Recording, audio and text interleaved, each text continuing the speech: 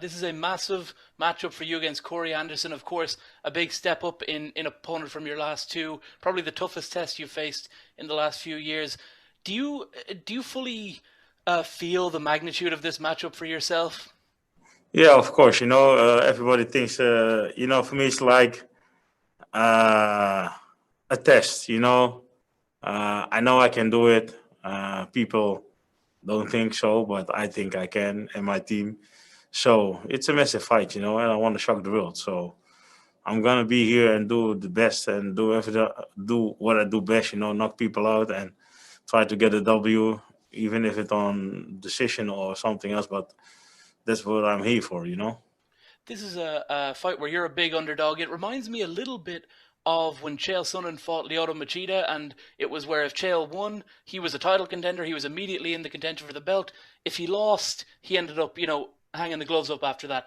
Is that kind of how you view this matchup? If you win, you're very high in contention. If you lose, maybe you have to consider your career. I have two fights. I signed two more fights after the Bahati fight. I signed two more fights because before they're gonna do a show in Amsterdam in November, and then I said, okay, if you're gonna do the show in Holland, I want to do my farewell fight in Holland, and I I I said to them that listen, if I'm gonna do the farewell fight in November, so give me one fight before, so I'm gonna stay in shape. So that's why I signed for two more. But then the pandemic came, and yeah, you you see there is no fight in Holland, and I fight here now. So I'm gonna do this fight, win or lose. I'm gonna do the last fight in Europe or wherever. I hope in Holland, and this is my farewell fight. So Thank you.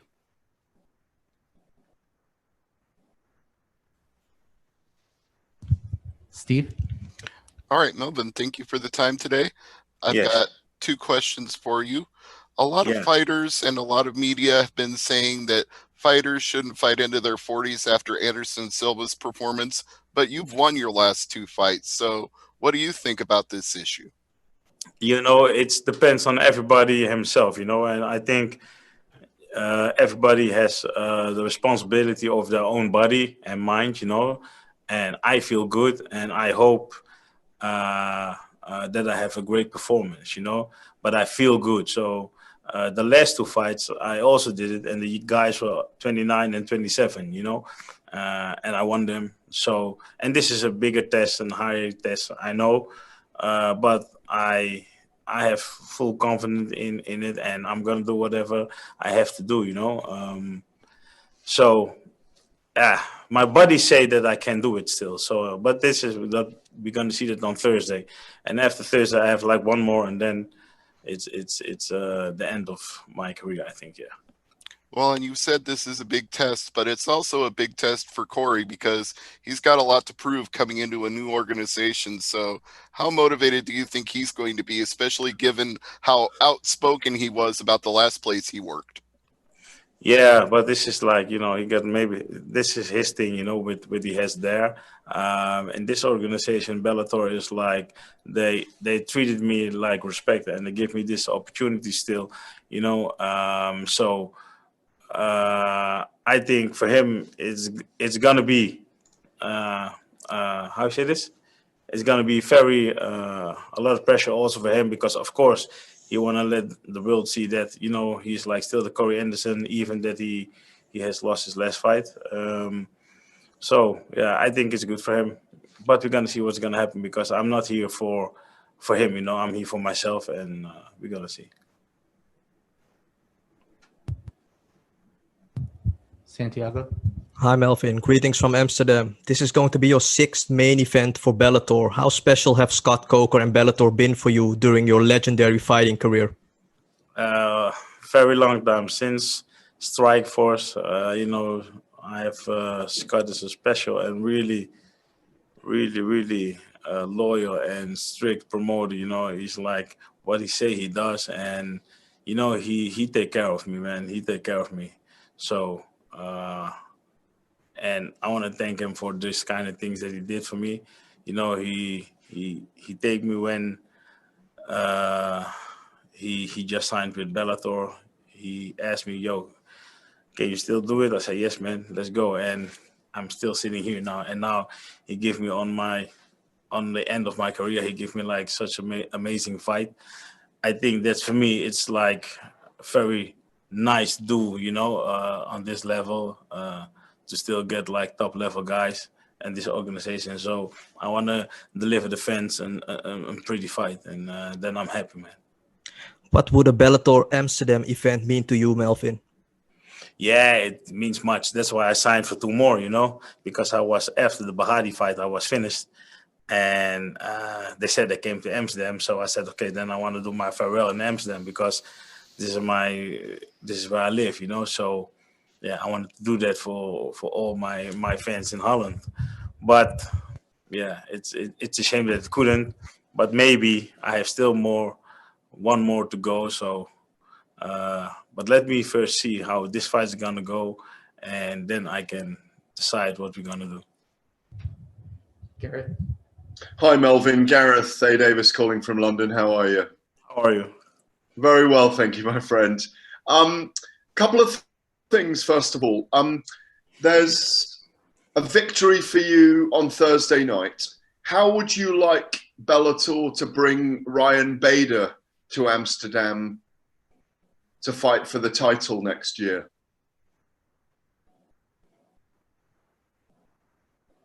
Ryan Bader. Oh, okay. For the title, is it not Nemkov?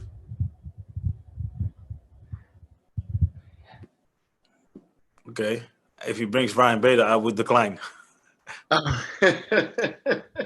Because Nemkov is the champion, I think, but I don't know for sure. I'm sorry, I'm just being dumb. Sorry, I'm having a senior moment. I do apologise. I confused you then. If they, of course, yeah. I'm sorry. Yeah. I think lockdowns affected me in England. Okay, no problem. Yes, of course. If they brought Nemkov to Amsterdam, the champion to Amsterdam, would you like that contest? Yeah, of course I'm gonna accept the contest. If I accept this one, of course I'm gonna accept the challenge to fight the champion. But yeah, this would be nice. And while I wipe my face with embarrassment, how red it is, what do you think about people going up and down the weight divisions? Because there's weight divisions for a reason, and you've been managed to go up and down all your career, even fighting, even higher than light heavyweight. Some of the guys have been. Yeah. So, what did you see last week with Lima and Mousasi that perhaps people look as big as other people, but sometimes they aren't, and that there are weight divisions for a reason? Do you think there's too much people changing weight divisions? I think, I'm not the exact perfect guy to ask that, because, I swap a lot in the weight divisions. But as I got older, it's better to cut less weight.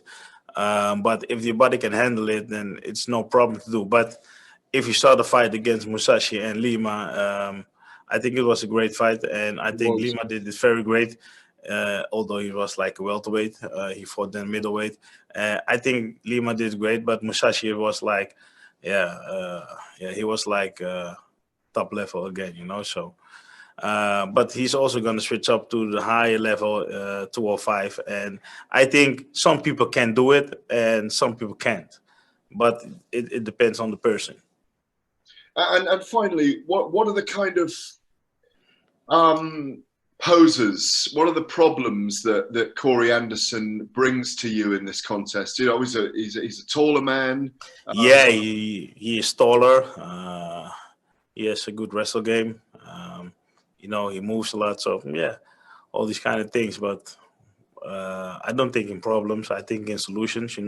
Because for every problem there is a solution. So if I'm focusing on all the solutions, all the problems that he's gonna bring, and I'm focusing on all the solutions that I have to make, then I think it's gonna be okay. Stephen. Hey, Melvin. You said there's a lot of pressure on Corey going into this fight. Do you think he'll try to play it safe and just take you down?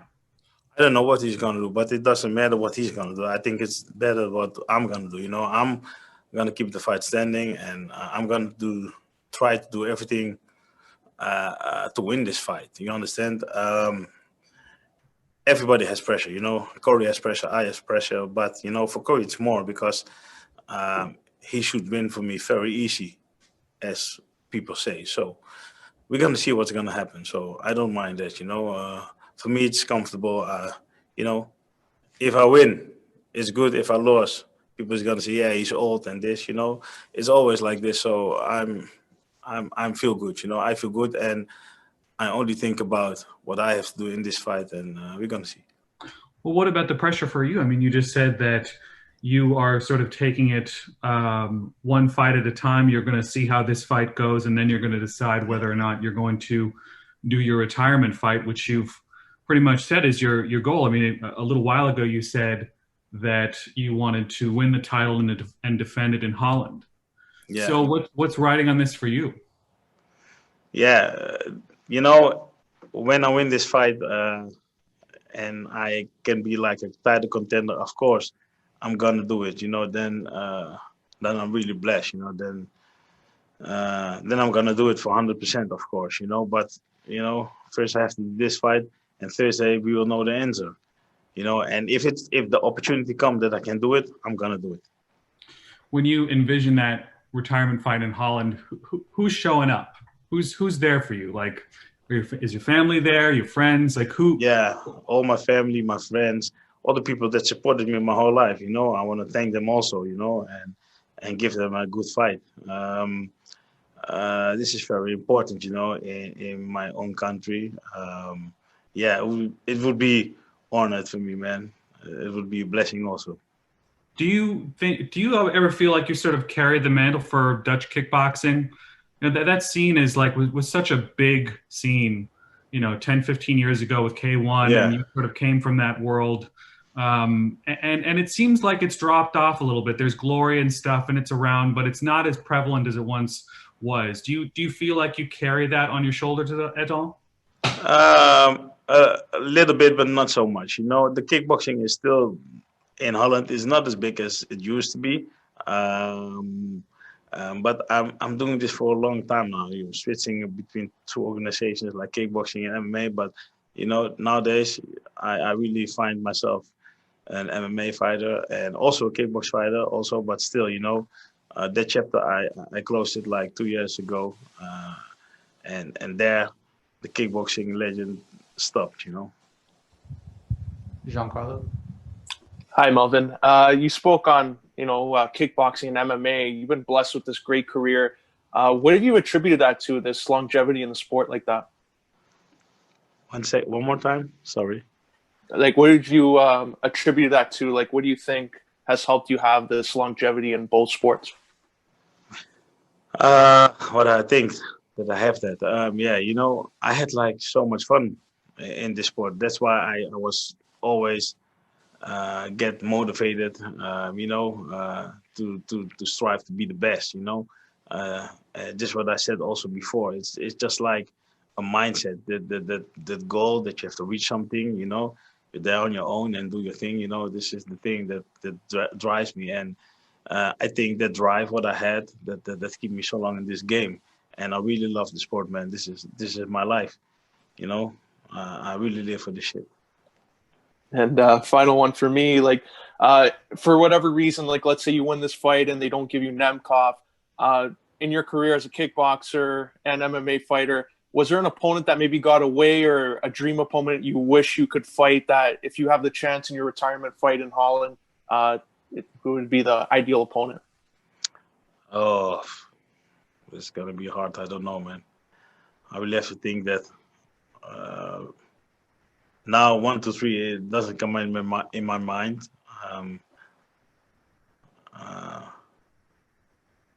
No, not really.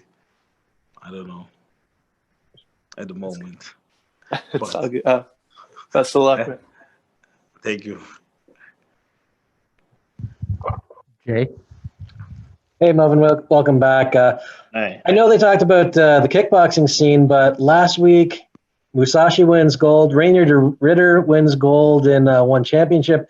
I mean, what's it like to see that success for your fellow Dutch fighters? Yeah, I really enjoyed it, man.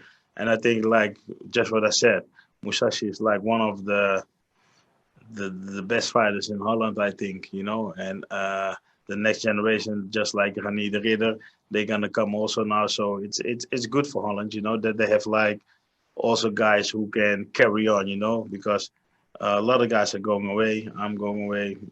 I don't know, Ellis is still here also, but for Musashi and Rani, there's like a bright future still, and I think there are gonna come more Dutch guys. Keep your eyes on Peter. Peter Buys also won championship. I think this guy is a phenomenal guy also. So I hope it, man. And you mentioned it's almost this idea that you're expected to win. There's criticism that you're too old for this fight. I mean, does it motivate you? Does it fire you up to prove people wrong? Do you just tune them out? Yeah, I don't need to prove people wrong. Of course I want to do that, but for me, it's like, it's only for myself, and my team. We work hard for this. You not think that I'm gonna train my ass off and then take a plane, come to America, and think I'm gonna lose this fight. Come on, guys. I believe in myself. And of course, this is the fight game. So it's a game that's gonna hurt. And I'm not the guy who's willing to be hurting. So I'm gonna do everything in my power to win this fight. So and it's gonna be a nice fight. That's what I know. It's gonna be a nice fight. All right, looking forward to it. Thank you very much. Ben? Hi, Melvin. So you've fought all kinds of fighters throughout your career. You've fought some of the best of the best. Where does Corey Anderson fit in amongst those guys? If he is ranked number 4 of the world, he's like one of the best. So I think if he's the best of the best, and I can fight him, then I'm also best of the best. So, it's. I think I have to rank him also there. He just fought Blachowicz, and Blachowicz is champion now. So yeah, he's like top level. And what I heard, they underestimate him in the other organization, and he wants to prove that he is like legit, and he is. So I think he's like a top contender for me. So I think he's like one of the best guys that I have in a long time now. And in your career, that's sort of just some crazy moments and big wins. With a win over a prime guy like Anderson, who you've just called one of the best in the world, would you consider that one of your biggest wins? Yeah, of course. At the moment, of course. Thank you, sir.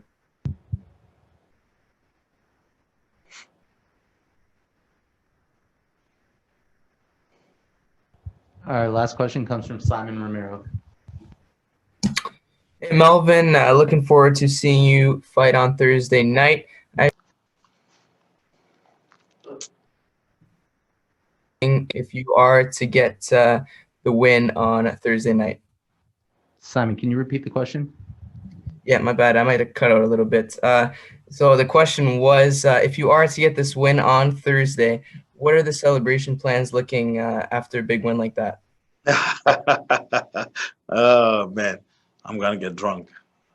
For a long time, I haven't been drunk, so I'm going to get drunk. That's the celebration plan, man. Because I can do nothing, I'm going to take something in my room and get drunk because you cannot do nothing. So this is what I have to do, man. Party with myself.